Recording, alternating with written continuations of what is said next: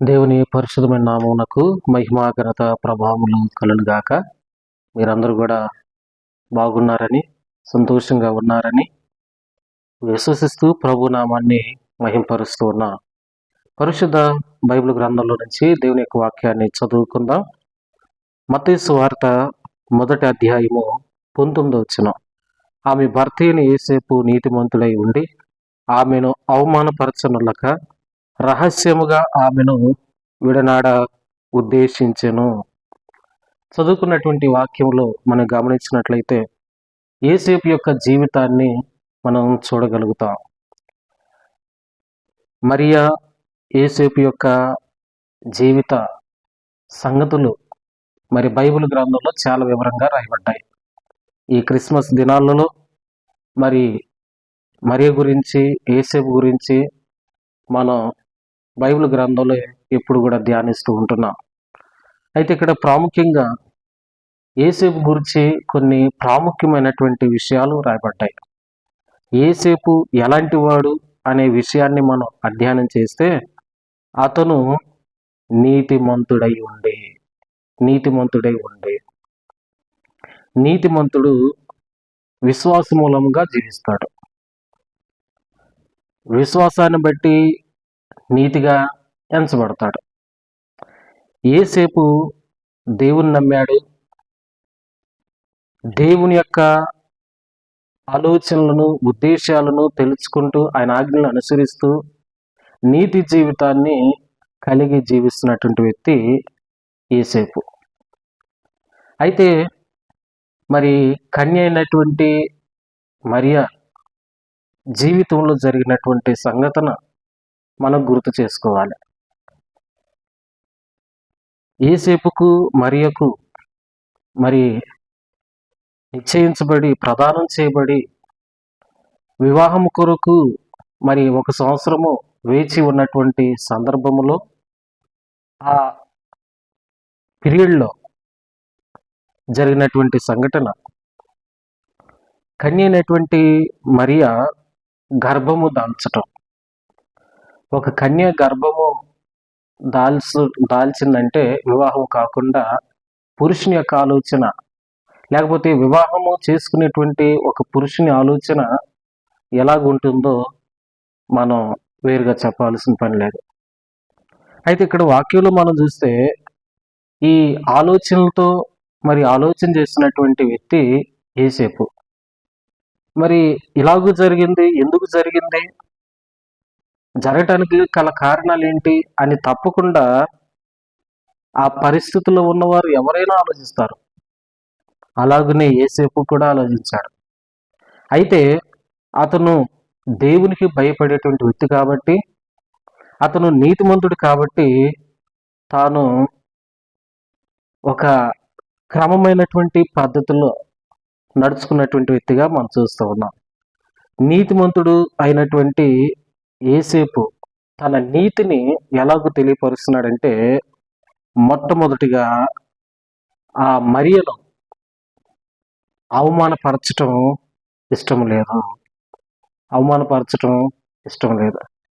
ఈ రోజున ప్రతి ఒక్కరిని కూడా మనుషులు అవమానపరచడానికి చూస్తున్నారు, క్రిటిసైజ్ చేయటానికి, లేకపోతే హేళన చేయటానికి, ఎగతాళి చేయటానికి, అపహాస్యం చేయడానికి, ఏ సందర్భాల్లోనైనా సరే ఇబ్బంది పెట్టాలి, చిన్న చూపు చూస్తూ ఉన్నారు.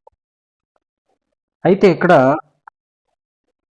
యోసేపు ఆమెను అవమానపరచడం ఇష్టం లేక రహస్యముగా విడనాడి వదిలేద్దాం అనుకున్నాడు, రహస్యముగా విడిచిపెడదాం అనుకున్నాడు.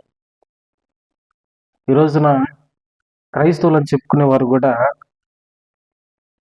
వారు చేసేటువంటి పనులు ఏంటంటే గొడవలు సృష్టిస్తారు. దేవుని పేరు చెప్పుకొని అసహ్యమైనటువంటి జీవితాలు జీవిస్తారు. అయితే యేసేపు జీవితంలో అటువంటిది ఎక్కడ కూడా మనకి కనపడదు.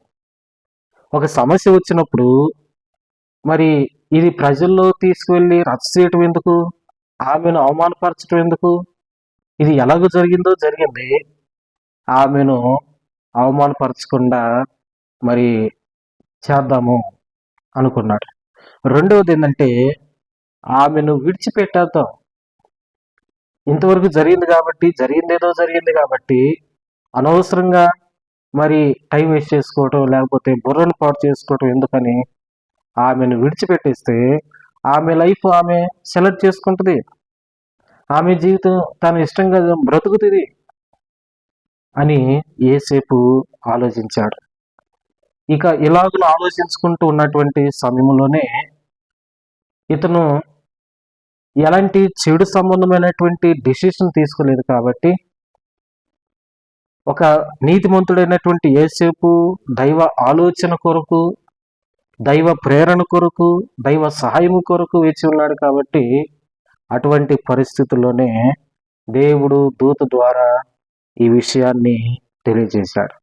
యేసేపు నీవనుకున్నట్టుగా మరియ విషయంలో ఎక్కడ కూడా పొరపాటు జరగలేదు, నువ్వు అనుకున్నట్టుగా ఎక్కడ కూడా మరి ఏ తప్పిదము జరగలేదు.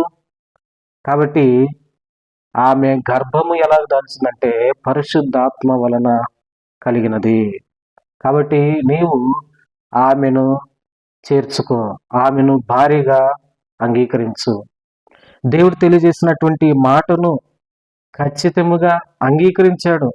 ఇంకెక్కడ కూడా అవిశ్వాసము కానీ, అనుమానం కానీ, సందేహం కానీ ఎక్కడ చూపలేదు. దూత చెప్పినటువంటి మాట అంటే దేవుడు చెప్పినటువంటి మాట అర్థం చేసుకున్నాడు, వాస్తవాన్ని అంగీకరించాడు, మరలా మరియను భార్యగా అంగీకరించాడు.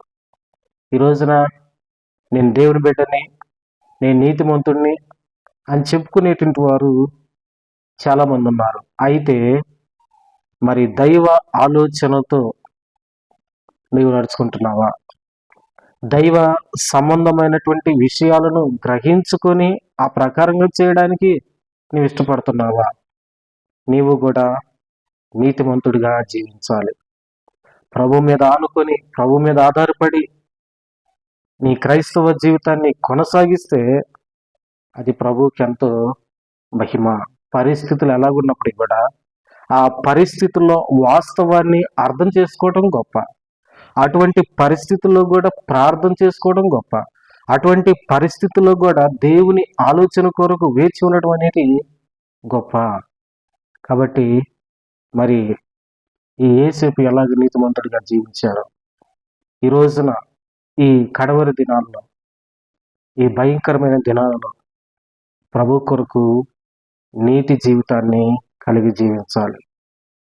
అటు రీతిగా జీవించడానికి దేవుని కృపా సమాధానాలు మీ అందరికీ తోడుగా ఉండి నడిపించునుగాక. ఆమేన్. ప్రార్థన. పరిశుద్ధుడా, మీ కొందనాలు. అదే కాలంలో నాయన బిడ్డల కొరకు ప్రార్థన చేస్తున్నాం. యేసేపు వలె నీతి జీవితాన్ని కలిగి మీ కొరకు భయముతో భక్తితో బ్రతకడానికి కృప చూపి సహాయం చేయమని యేసు నామములో ప్రార్థించున్నాను తండ్రి. ఆమేన్.